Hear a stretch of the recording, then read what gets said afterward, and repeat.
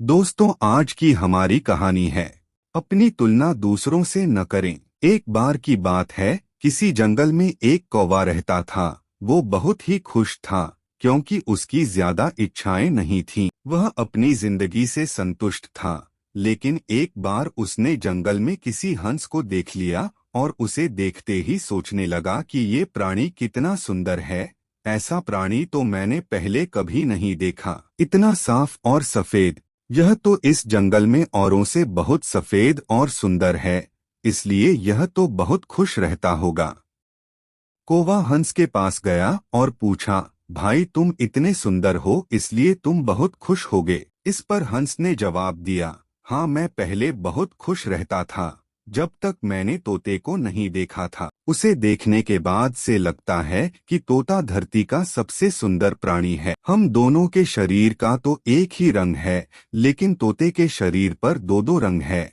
उसके गले में लाल रंग का घेरा और वो सुर्ख हरे रंग का था। सच में वो बेहद खूबसूरत था। अब कौवे ने सोचा कि हंस तो तोते को सबसे सुंदर बता रहा है, तो फिर उसे देखना होगा। कौवा तोते के पास गया और पूछा, भाई तुम दो दो रंग पाकर बड़े खुश होगे। इस पर तोते ने कहा, हाँ मैं तब तक खुश था जब तक मैंने मोर को नहीं देखा था। मेरे पास तो दो ही रंग हैं, लेकिन मोर के शरीर पर तो कई तरह के रंग हैं। अब कौवे ने सोचा, सबसे ज्यादा खुश कौन है, यह तो मैं पता करके ही रहूंगा, इसलिए अब मोर से मिलना ही पड़ेगा। कौवे ने मोर को जंगल में ढूंढा, लेकिन उसे पूरे जंगल में एक भी मोर नहीं मिला और मोर को ढूंढते ढूंढते वह चिड़ियाघर में पहुंच गया तो देखा मोर को देखने बहुत से लोग आए हुए हैं और उसके आसपास अच्छी खासी भीड़ है। सब लोगों के जाने के बाद कौवे ने मोर से पूछा, भाई तुम दुनिया के सबसे सुंदर जीव हो और रंग बिरंगे हो। तुम्हारे साथ लोग फोटो खिंचवा रहे थे, तुम्हें तो बहुत अच्छा लगता होगा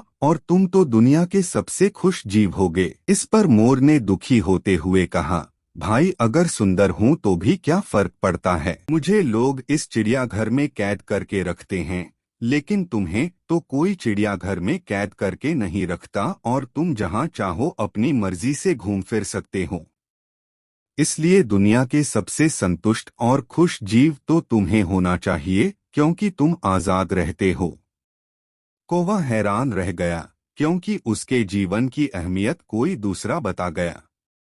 दोस्तों, ऐसा ही हम लोग भी करते हैं।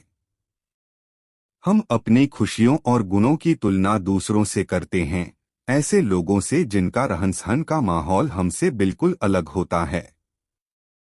हमारी जिंदगी में बहुत सारी ऐसी चीजें होती हैं जो केवल हमारे पास हैं, लेकिन हम उसकी अहमियत समझकर खुश नहीं होते। लेकिन दूसरों की छोटी खुशी भी हमें बड़ी लगती है, जबकि हम अपनी बड़ी खुशियों को इग्नोर कर देते हैं।